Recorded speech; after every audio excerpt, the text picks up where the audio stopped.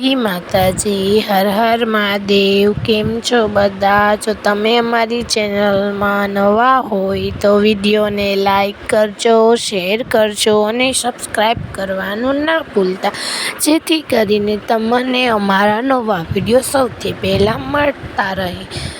દોસ્તો, આ વિડીયો પૂરો જોજો, કેમ કે અધૂરું જ્ઞાન સમાન માનવામાં આવે છે. નવરાત્રિમાં બદલાશે તમારી કિસ્મત. રાશિ મુજબ કરો આ 12 અચૂક ઉપાયો. શું તમારા કામ પણ અટકાયેલા છે? નવરાત્રિના 9 દિવસમાં રાશિ મુજબ કરો આ નાનકડો ફેરફાર. હિન્દુ ધર્મમાં ચૈત્ર નવરાત્રિનો પર્વ માત્ર વ્રત અને ઉપવાસ સુધી મર્યાદિત નથી, પરંતુ તે પોતાની જાતને બ્રહ્માંડની સર્વોચ્ચ શક્તિ માં દુર્ગા સાથે જોડવાની એક દિવ્ય તક છે. વર્ષ 2026માં ચૈત્ર નવરાત્રિ 19 માર્ચથી શરૂ થઈને 27 માર્ચ સુધી ઉજવવામાં આવશે. જ્યોતિષશાસ્ત્ર અનુસાર આ 9 દિવસે ઉર્જાના સંચય અને ગ્રહોની શાંતિ માટે સૌથી યોગ્ય સમય માનવામાં આવે છે.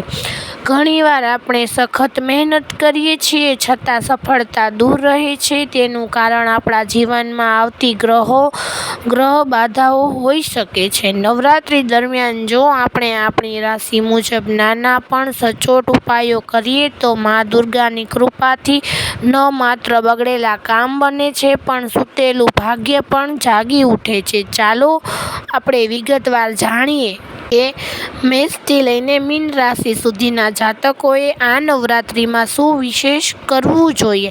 નવરાત્રિ 2026 12 રાશિઓ માટે ચમત્કારી ઉપાયો. મેષ રાશિ. મેષ રાશિના સ્વામી મંગળ છે. તમારે નવરાત્રિમાં સ્કંદ માતાની વિશેષ પૂજા કરવી જોઈએ. ઉપાય: માતાજીને ગોળ અથવા લાલ રંગની મીઠાઈનો ભોગ લગાવો. મંત્ર: ઓમ સ્કંદમાત્રે નમઃ. ઓમ સ્કંદમાત્રે નમઃનો ઓછામાં ઓછો 108 વાર જાપ કરો. તેનાથી તમારા સાહસમાં વૃદ્ધિ થશે અને અટકેલા કાર્યો ગતિ પકડશે. રાશિ: વૃષભ રાશિ. આ રાશિના સ્વામી શુક્ર છે, જે સુખ સુવિધાઓના કારક છે. તમારે માં મહાગૌરીની ઉપાસના કરવી જોઈએ. ઉપાય: માતાજીને સફેદ ફૂલ, મોગરો કે સફેદ ગુલાબ પણ અર્પણ કરો. અષ્ટમીના દિવસે નાની કન્યાઓને ઘરે બોલાવી ખીર ખવડાવો. તેનાથી આર્થિક તંગી દૂર થશે. મિથુન રાશિ. બુધની આ રાશિવાળા જાતકોએ માં બ્રહ્મચારિણીના શરણમાં જવું જોઈએ. ઉપાય: માતાજીને લીલા ફળો અથવા મગની દાળનો હલવો ચડાવો. તેનાથી શિક્ષણ અને કરિયરના ક્ષેત્રમાં આવતી બાધાઓ દૂર થશે અને બુદ્ધિ તેજ થશે. કર્ક રાશિ. ચંદ્રના સ્વામિત્વવાળી આ રાશિના લોકો માટે માં સિદ્ધદાત્રીની પૂજા શ્રેષ્ઠ છે. ઉપાય: માતાજીને દૂધમાંથી બનેલી મીઠાઈ અથવા માવાની બરફીનો ભોગ લગાવો. આ ઉપાય ઘરની અશાંતિ દૂર કરી પારિવારિક સુખ અને શાંતિ પ્રદાન કરે છે. સિંહ રાશિ.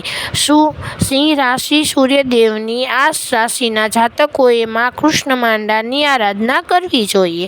ઉપાય: માતાજીને લાલ ચંદનનું તિલક લગાવો અને મંદિરમાં લાલ ચંદનનું દાન પણ કરો. તેનાથી સમાજમાં તમારું માન સન્માન અને પદ પ્રતિષ્ઠા વધશે. કન્યા રાશિ. બુધ પ્રધાન આ રાશિના જાતકોને પણ માં બ્રહ્મચારિણીની પૂજા વિશેષ લાભ મળે છે. ઉપાય: માતાજીને લીલા શાકભાજી અથવા આખા મગ પણ અર્પણ કરી શકો છો.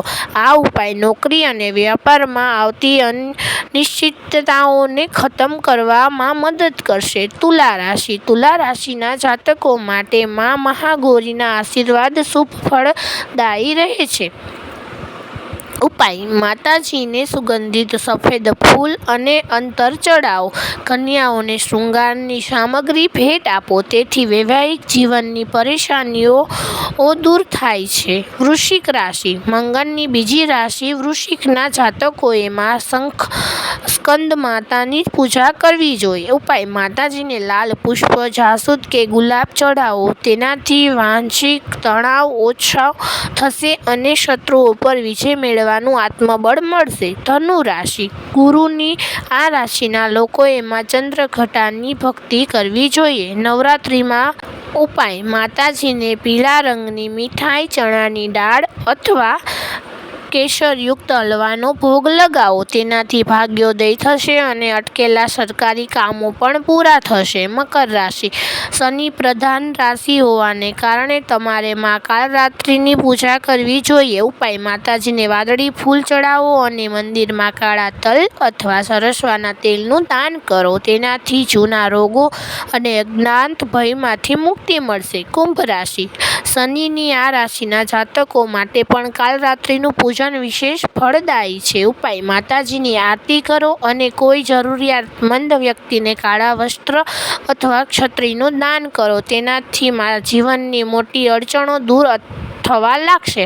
મીન રાશિ. ગુરુની આ રાશિના જાતકોએ માં ચંદ્રઘટાના આશીર્વાદ લેવા જોઈએ. ઉપાય: માતાજીને કેસરયુક્ત દૂધ અથવા કેસરી પેંડા ચડાવો. આનાથી માનસિક શાંતિનો અનુભવ થશે અને તમને દરેક નિર્ણયમાં ભાગ્યનો સાથ મળશે. નવરાત્રિમાં આ 3 નિયમોનું પાલન જરૂર કરજો. રાશિ મુજબ ઉપાય કરવાની સાથે કેટલાય સામાન્ય નિયમોનું પણ પાલન કરવું અનિવાર્ય છે. શુદ્ધતા: મન, વચન અને કર્મથી શુદ્ધ રહો. આ 9 દિવસોમાં જૂઠું બોલવા કે કોઈનું અપમાન કરવાથી બચો. દીપકનું મહત્વ: જો શક્ય હોય તો ઘરમાં ઘીનો અખંડ દીવો પ્રગટાવો. જો અખંડ જ્યોત શક્ય ન હોય તો સવાર સાંજ પૂજા સમયે દીવો જરૂર પ્રગટાવો. સાત્વિક આહાર: સાધનાના સમયે તામસિક ભોજન, ડુંગળી, લસણ અને માંસાહારથી સંપૂર્ણપણે દૂર રહો. નવરાત્રિનો સમય બ્રહ્માંડની શક્તિઓનો જાગૃત થવાનો સમય છે. 19 માર્ચ 2026થી શરૂ થતા આ મહાપર્વમાં તમારી રાશિ મુજબ શ્રદ્ધાપૂર્વક કરેલા આ ઉપાય તમારા જીવનની દિશા બદલી શકે છે. આટલું. જય માતાજી. હર હર મહાદેવ. જો તમને અમારો આ વિડીયો સારો લાગ્યો હોય તો મિત્રો સાથે શેર કરજો, સબસ્ક્રાઈબ કરજો અને કમેન્ટ્સમાં માં દુર્ગા જય માતાજી લખવાનું ના ભૂલતા. જય માતાજી. હર હર મહાદેવ.